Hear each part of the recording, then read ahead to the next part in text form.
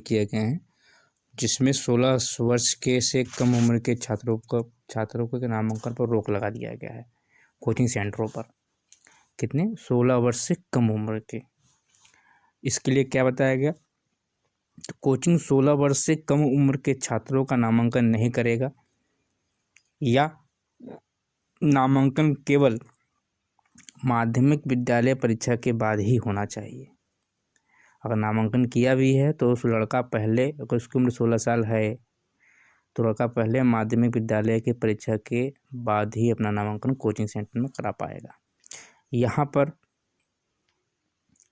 यह भी कहा गया है कि इंजीनियरिंग और मेडिकल संस्थानों में प्रवेश के विकल्पों के अलावा अन्य करियर विकल्पों की जानकारी भी प्रदान की जा सकती है, ताकि वे अपने भविष्य को लेकर तनावग्रस्त ना हों और वैकल्पिक करियर का नया विकल्प चुन सकें। किसको? यह कहा गया है माध्यमिक विद्यालय को।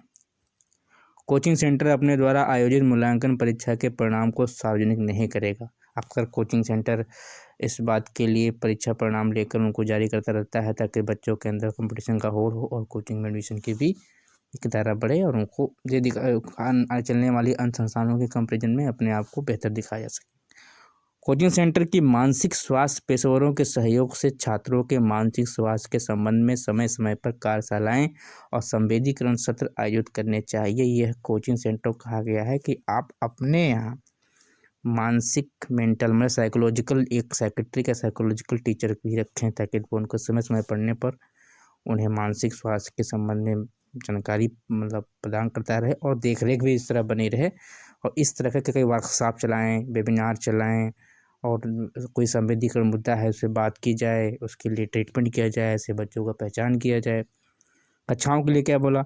कोचिंग सेंटर छात्रों के साथ ट्यूटर्स के लिए, जो कोचिंग ट्यूटर जो होते हैं कोचिंग घर पर जाकर पढ़ाते हैं, या छोटे छोटे जगहों पर कोने कुपचे में या अपने घरों में बुला के टीचर, कोई प्राइवेट टीचर है, गवर्नमेंट सरकारी टीचर भी पढ़ाते हैं कोचिंग, तो उनके लिए भी ये है कि वो ट्यूटर्स के रूप में पढ़ाते हैं और लेकिन होता वो कोचिंग सेंटर है, तो ये खासकर उन पर तो लागू होगा ये। और उनको साप्ताहिक अवकाश, कुछ लोग क्या होते हैं कि कंपटीशन को अपना संख्या बनाने के लिए वो संडे को भी पढ़ा रहे हैं, संडे को छोड़ो मंडे को रातों में पढ़ा रहे हैं, तो जग जग के पढ़ा रहे बेचारे लगातार, तो बच्चा इसमें एग्जॉस्ट हो जा रहा है। इसके मतलब बच्चों को जो भी आ रहा है वो आ ही नहीं रहा है, वही कहाँ बच्चों की जो कमजोरी दूर नहीं कर रहे हैं। तो बच्चा क्या लास्ट में क्या होता है कि 1-2 बच्चे अच्छे निकलते हैं, फिर वही बात हो जाती है। एक कहावत है, गए थे हरभजन को उठन लगे कपास। बच्चे कोचिंग सेंटर में जा जाकर बहुत बड़ा बनने की कोशिश करने गए थे, टॉपर बनने के लिए गए थे, लेकिन वो मिनिमम पढ़ाई नहीं करते हैं, उनकी तैयारी नहीं होती है, स्किल्ड अप नहीं होते हैं, how to study physics, chemistry and biology and mathematics. उनके प्रिंसिपल बहुत क्या अवधारणा क्या है, अवधारणात्मक अप्रोच नहीं डेवलप कर पाते हैं, और इस तरीके की जो मानसिक दबाव आया बच्चों में, सुसाइडल केस आया बच्चों में, अपने आप को नीचतापन दिखाया गया। क्योंकि हमारे यहाँ अक्सर ऐसा देखा गया है कि करियर को लेकर काफ़ी ज़्यादा तनाव बनी रहती है कि डॉक्टर से इंजीनियर को ही आगे माना जाता है। यह नगर के विविधता को दर्शा माध्यमिक विद्यालय में टीचर्स क्या करते हैं, बच्चों को करियर की चुनाव की विविधता को बतलाते नहीं हैं। अपवाद स्वरूप 1-2 कॉलेज जैसे होंगे, बशर्ते कि ये माना गया है और मैनेजमेंट की तरफ से भी कोई ऐसा प्रयास नहीं किया जाता है। तो संबंधित क्षेत्र में महत्वपूर्ण लोकप्रिय त्योहारों को दौरान को जैसे अब क्या हुआ, अब मानसिक स्वास्थ्य को दूर करना है तो त्यौहार हो गए, त्योहारों में कोचिंग पढ़ा रहे हैं, ठीक है।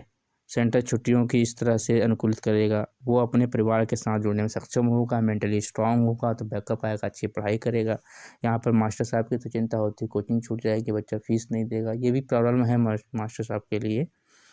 फीस के थोड़ा सा भुगतान गार्जियन नहीं करता है, गार्जियन घंटे को गिनता है, मंथली में नहीं पे आउट कर पाता है, करने के लिए वो अपने कैलकुलेशन करता है। तो इसके भी टीचर से भी अंदर संवेदनशीलता है, भाई प्राइवेट टीचर को पढ़ा रहा है तो इन कामों में ज़्यादा एग्जॉस्ट करेगा। तो गार्जियन को भी इसमें पार्टिसिपेट करना होगा कि बच्चों को संडे को छुट्टी करें, कहीं उनको लगाएं, धार्मिक बातें बताएं या कुछ बड़ों की सेवा करवाएं। सबसे अच्छा क्या, अगर कुछ विकल्प देना है तो बड़े सेवा कराएं, बाहर गली मोहल्ले में सफाई करवा लें बच्चे से।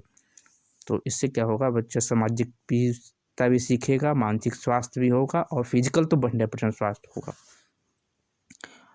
कोचिंग सेंटर इस तरह कोचिंग कक्षाएं चलाने करेंगे कि यह छात्र के लिए अत्यधिक ना हो और सरप्लस ना हो। अब लोग समझें, एक दिन में 5 घंटे की क्लास बहुत है, कुछ लोग होते पूरा पूरा दिन पढ़ा रहे हैं, रोके पड़े हैं, तो बच्चा पागल हो जाएगा, पढ़े क्या। सन के बच्चे पैदा होंगे बाद में चल के, फिर वो कोचिंग संस्थानों से टीचर भी सन की हो जाता है।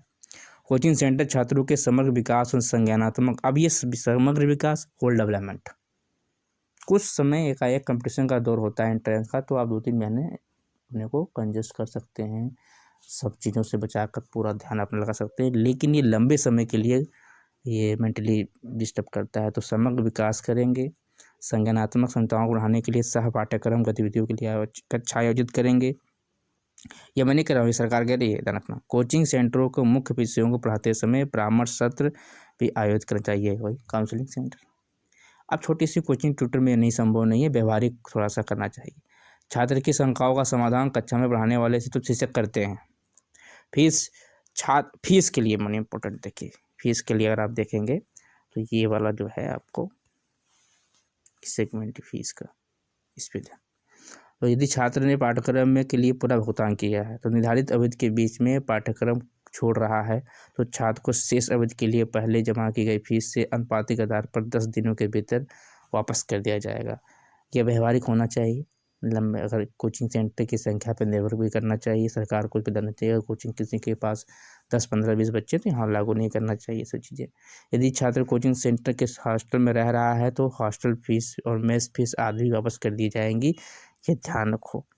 अब ये आते हैं, अगली प्रक्रिया है दंड, क्या होगा। तो इसमें क्या कर रहे हैं,